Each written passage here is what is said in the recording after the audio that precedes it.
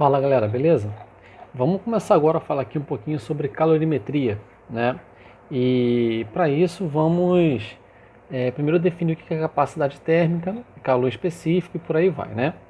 A capacidade térmica, ela é uma relação que existe da quantidade que você precisa dar de energia para variar a temperatura de determinada substância, de determinado corpo, na verdade, tá?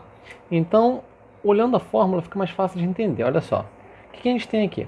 Nós temos o C, um C grande, geralmente que a gente bota, igual a Q sobre ΔT. O C é a própria capacidade térmica, tá? Vai ser o Czão. O Q é o calor, né? Que é a quantidade de energia dada ou retirada de um sistema por causa de uma diferença de temperatura. E o ΔT, ele é a variação de temperatura. Então toma cuidado que aqui não é tempo, é variação de temperatura.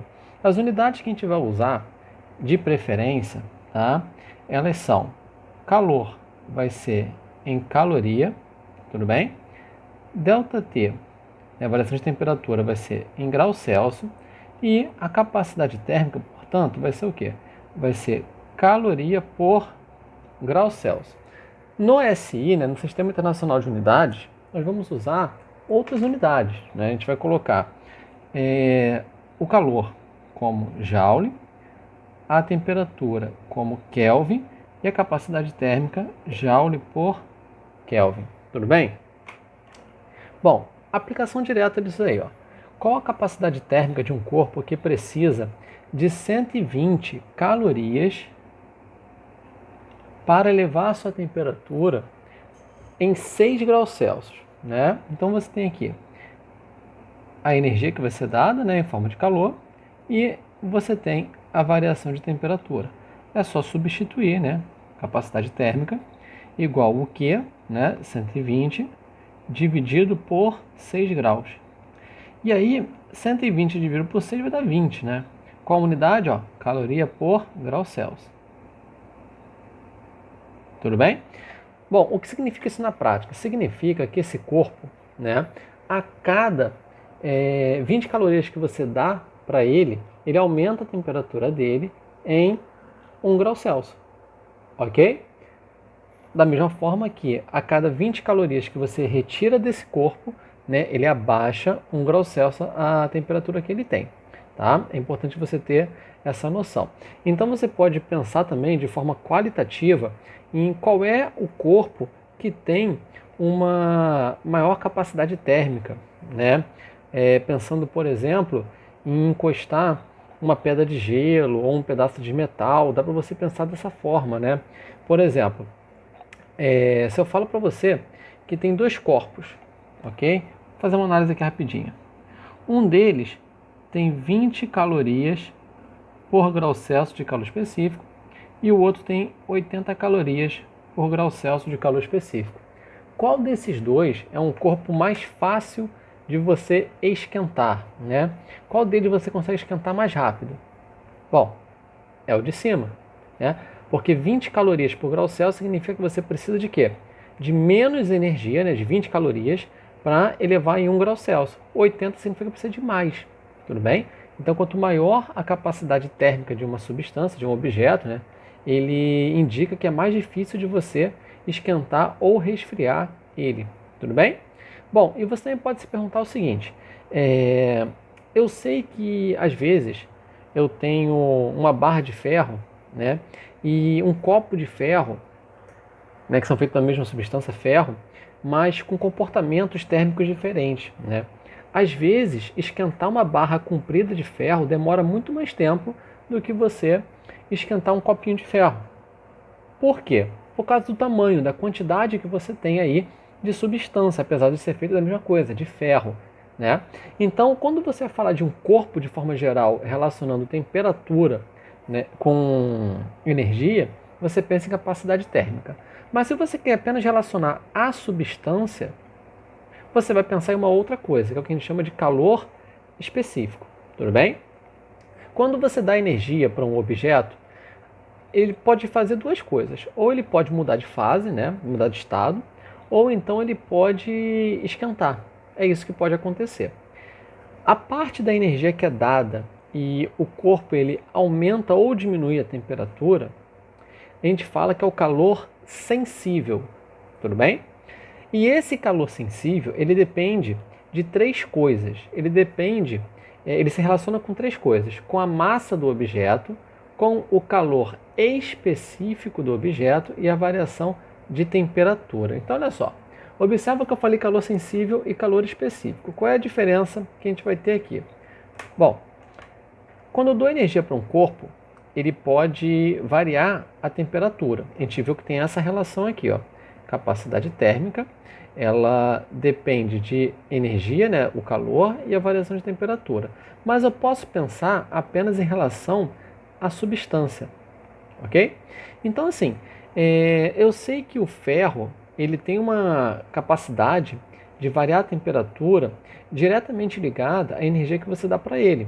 Mas um bloquinho de ferro de 1 kg esquenta de uma forma, um caminhão de ferro esquenta de outra, entende? Depende também da quantidade de massa desse corpo. Então você consegue entender, interpretar essa capacidade térmica também aqui de uma outra forma, né? Como? Que é através do calor específico. Aí a fórmula Q é o calor sensível igual a mc ΔT. O que eu chamei de calor sensível é o calor que faz alterar uma temperatura. Calor que faz alterar a temperatura, calor sensível. Se por um acaso você conseguir também mudar o estado de agregação, né, de um determinado corpo, ele também vai ter um outro tipo de calor que a gente vai ver mais à frente, que é o calor latente. Tudo bem?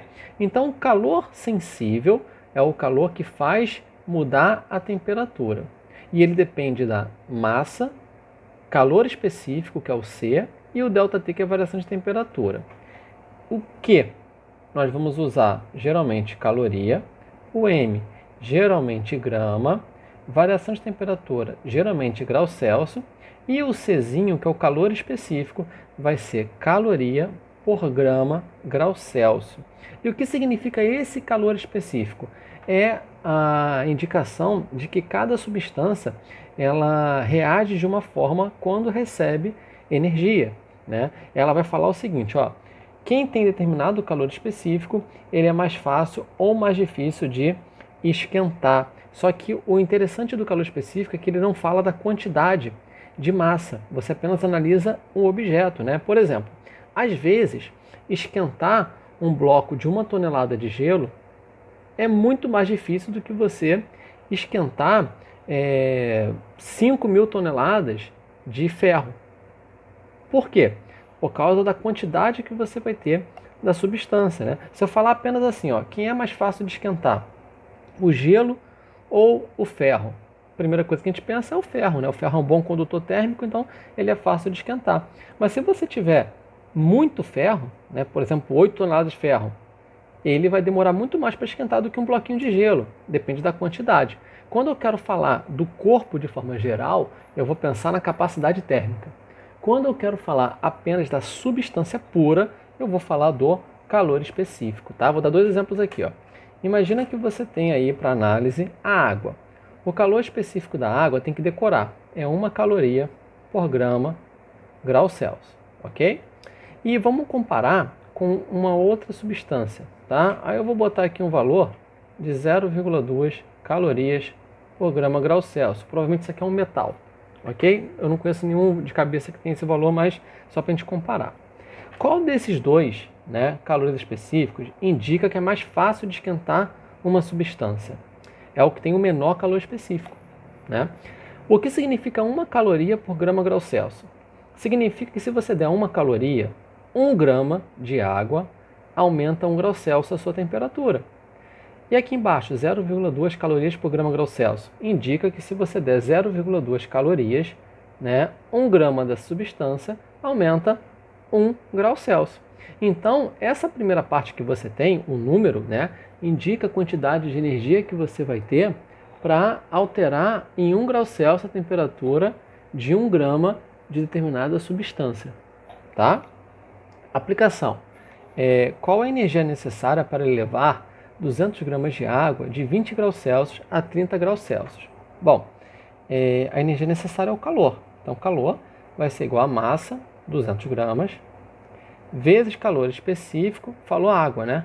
A água tem que decorar, é 1 caloria por grama grau Celsius, vezes 1, vezes a variação de temperatura. Bom, se ele está indo de 20 a 30, né, a variação é 30 menos 20, final menos inicial. Então a quantidade de calor vai ser 200 vezes 1 vezes 10. Isso aqui vai dar 2.000 calorias. Tá? Também pode acontecer de uma resposta dessa, está escrito assim, 2 quilocalorias. Ou então também ele pode escrever assim, 2 calorias com C maiúsculo, tá? Que é a caloria alimentar, ok? Se for caloria escrito com C minúsculo, né, é a caloria normal. Se tiver um Czão maiúsculo na caloria, indica que é quilocaloria. Bom, continuando aí. Agora, vamos falar sobre o calor latente, né? Ele está ligado à mudança de estado.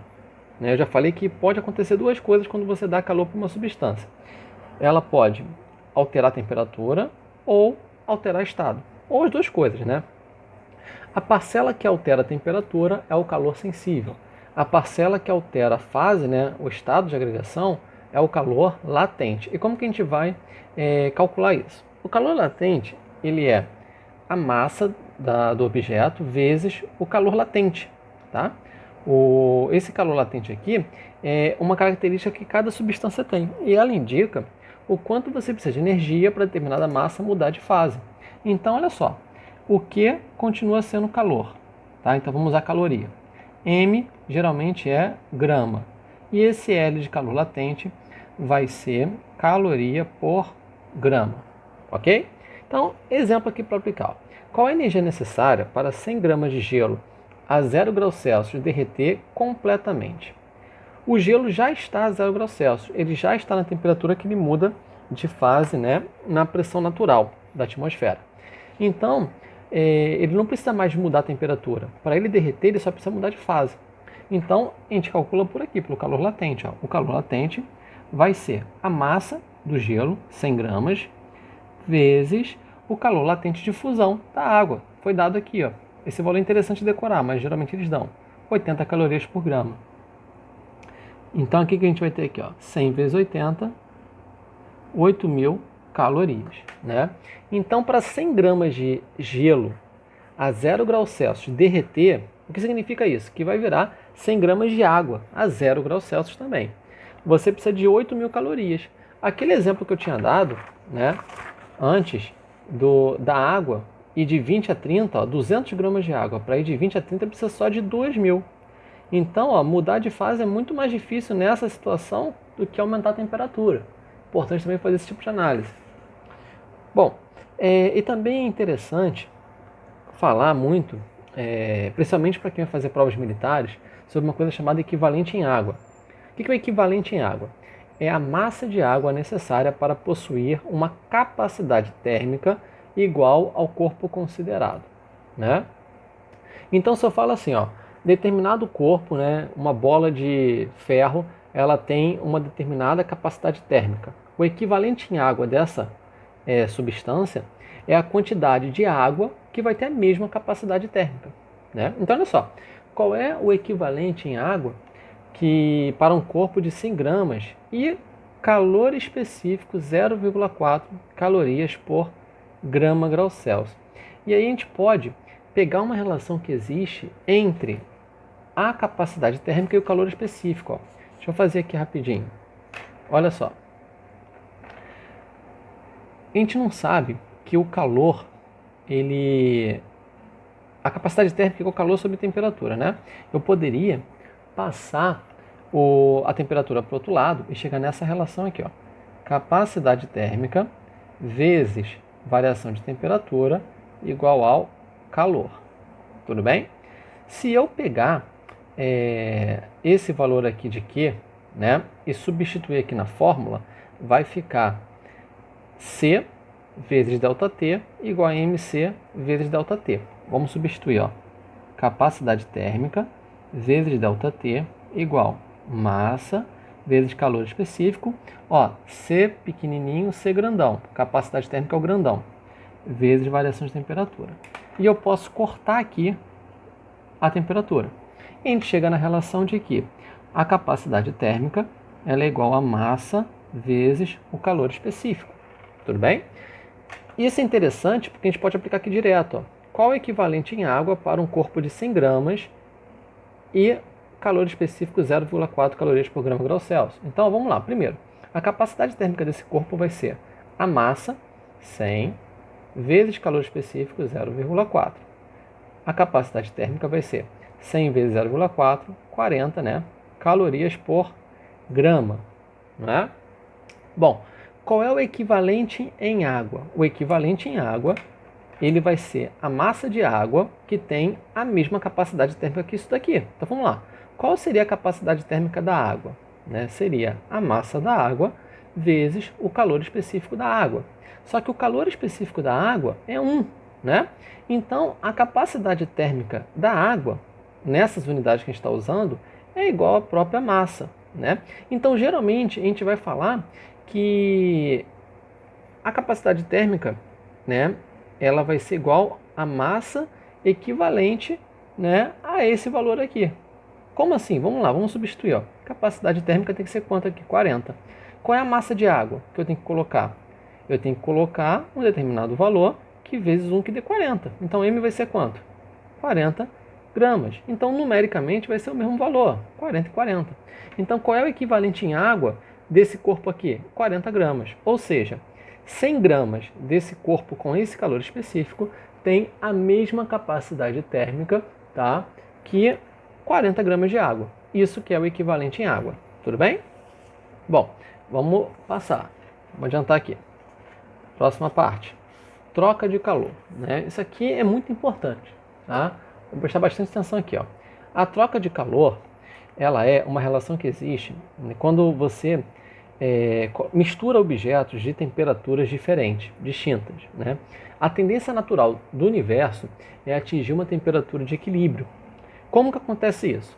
Quando você bota próximo um corpo quente de um frio, o corpo quente dá energia para o corpo frio e o corpo frio recebe essa energia. O corpo quente que está dando energia abaixa a temperatura nesse processo. O corpo frio ele vai fazer o quê? Aumentar a temperatura até atingir uma temperatura de equilíbrio. Esse processo a gente chama de troca de calor. Tá? E aí, vamos analisar uma situação aqui que eu desenhei essa caixinha aqui em volta e chamei de calorímetro ideal. O que é um calorímetro ideal? Um calorímetro é um objeto que você pode colocar as coisas dentro e tampar ele, né? Que ele vai tentar impedir ao máximo troca de calor com o meio exterior. Então, essencialmente, ele é uma garrafa térmica perfeita. Né? Uma garrafa térmica perfeita é quando eu falo que é um calorímetro ideal. Né? É um copo de isopor perfeito, um isopor de praia, para botar as bebidas na praia, né? Perfeito. Tá? Isso que é um calorímetro ideal. Então, quando eu falo que é um calorímetro ideal, em volta significa que só vai ter troca de calor o quê? Dentro, de forma interna. Aí eu coloquei aqui, ó, eu tenho 200 gramas de água a 10 graus Celsius, aqui azul, eu coloquei um cubinho de ferro, 500 gramas desse cubinho, né, a 140 graus Celsius e o calor específico dele foi dado aqui, tá? Aí olha só, o calorímetro ideal, ele impede que tenha troca externa. Então o que vai acontecer? Quem é que está mais quente? O ferro, né? Então o ferro ele vai dar energia para a água, correto? Só que aí, dar alguma coisa significa que ele vai estar perdendo. Então o valor que ele vai ter vai ser negativo no saldo de energia dele. E a água vai receber. E receber é positivo. Então o saldo da água vai ser o quê? Positivo. Então se o ferro dá 10 calorias, ele perde 10. Então ele fica com menos 10 calorias.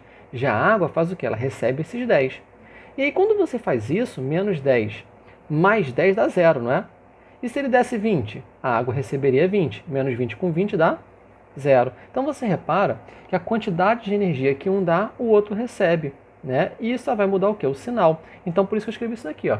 O somatório do calor cedido é igual ao somatório do calor recebido. Mas eu estou colocando em módulo, porque é apenas um número que é igual. Né? Então, ó, o módulo da soma de todos os calores que estão sendo cedidos é igual ao módulo da soma de todos os calores que estão sendo recebidos. Ou então você ainda pode escrever assim, ó, o calor recebido mais o calor cedido igual a 0. Geralmente a gente usa mais essa daqui. Tudo bem? Então, basicamente, você pega o calor de um mais o calor do outro igual a zero. Como que aplica isso? Essa ideia aqui é meio abstrata só falando, né? Mas olha só, é bem simples. Ó. Determina a temperatura de equilíbrio entre a água e o ferro no exemplo anterior. Então, olha só, o calor recebido é de quem? É o da água, né? Então, eu vou botar aqui, ó, calor na água, mais o calor cedido, que é o calor que o ferro vai estar dando. Então, no ferro, igual a zero, ok? Qual é o calor da água? Vamos lá. A água, ela vai aumentar a temperatura dela, correto? Só que aí, se ela chegar a 100 graus Celsius, pode acontecer dela mudar de fase, tá? Se ela mudar de fase, vai ser um problema, vai ser problemático para a gente, porque a gente também vai ter que calcular com calor latente. Só que aí, geralmente, o que a gente pensa aqui, ó, o ferro está a 140 graus Celsius, a água a 10 graus Celsius. A quantidade de massa deles é próxima, um tem 200, outro tem 500. A temperatura de equilíbrio ela vai ficar onde? Ela vai ficar acima de 100 ou abaixo de 100, né? Matematicamente falando, provavelmente a água para chegar a 100, ela precisa de muito mais energia do que o ferro para abaixar para 100. Ou seja, a temperatura de equilíbrio provavelmente não vai ser 100 graus Celsius, vai ser menos, tá? Porque o calor específico da água é muito grande. É muito difícil você mudar a temperatura da água. Então, de acordo com esses valores que eu estou dando aqui, é muito provável que a temperatura de equilíbrio seja abaixo de 100, tá? Como isso vai acontecer, eu já vou partir do suposto de que vai ter uma temperatura de equilíbrio abaixo de 100, então não vai ter mudança de fase. Eu posso trabalhar apenas com calor sensível. Se o ferro tivesse, por exemplo, 15.000 graus Celsius, aí provavelmente a temperatura de equilíbrio seria acima de 100, e então eu também teria que trabalhar com o calor latente. Mas o que significa isso na conta? Significa que quando eu for colocar o calor aqui, eu boto apenas o calor específico, né? Como é que é o calor específico? MC delta T. Isso aqui dá água. O do ferro, mesma coisa. MC delta T. Tem que dar zero, tá? Lembrando que eu estou usando essa fórmula aqui, ó. Calor sensível, MC delta T, né? Aqui da água, aqui do ferro. Qual é a massa de água que eu tenho? 200 gramas. Qual é o calor específico da água? 1. Qual é a variação de temperatura? É aqui que vem o macete, olha só. Eles não vão chegar no final na temperatura de equilíbrio, então a temperatura final é a temperatura de equilíbrio, tá? Menos a temperatura inicial dela, da água, que era 10. Mais o do ferro, a massa do ferro, 500 gramas, vezes calor específico, 0, quanto? 0,12, vezes variação de temperatura, que vai ser a temperatura final, que é a temperatura de equilíbrio, é o mesmo valor, menos a temperatura inicial do ferro, que era 140. Isso aqui tem que ser igual a 0. Tudo bem? Bom, 200 vezes 1 dá 200. 200 vezes TE, 200 TE. Vezes agora o menos 10, vamos aplicar a distributiva, né? Menos 2.000. Mais, aí vamos lá, ó. 500 vezes 0,12 dá quanto? Dá 60, né? Dá 60 isso aqui. 60, né? Aí 60 vamos multiplicar pelo TE e depois pelo menos 140. Ó, 60 TE menos 60 vezes 140, né? Observa que eu estou aplicando distributiva, não esquece. Bom, aí vamos isolar o TE e vamos passar o número para o outro lado, né? Então, ou então a gente ainda pode fazer o seguinte, ó. Tá vendo que eu tenho um termo, 2, 3, 4 termos, 5 termos contando com o outro lado? Eu posso dividir todo mundo por 10, né? Então, ó, 200 dividido por 10 corta um zero. 2.000 dividido por 10 corta um zero. Mesma coisa aqui, mesma coisa aqui. 0 dividido por 10 é o próprio zero, né? Aí fica mais fácil de fazer a conta. Então, ó, 20 TE junta com 6 TE mais 6 TE igual. Aí vamos passar para o outro lado. Ó. 200 vai para o outro lado, vai positivo. Esse daqui também vai positivo. Mas quanto que é 60 vezes 14? Né? Vai dar quanto isso aqui? Ó? 10 vezes 60 dá 600. 4 vezes 60, 240. Então vai dar 840. 20 mais 6, ó, 26. TE igual a 1040. Tudo bem? Aí TE vai ser 1040 dividido por 26, né? Eita, isso aqui vai dar o número inteiro? Que 26 é... Bom, vamos ver. 1040 dividido por 2, né? Vai ficar 520. Vai dar. Dividido por 13, né? Eu estou simplificando por 2.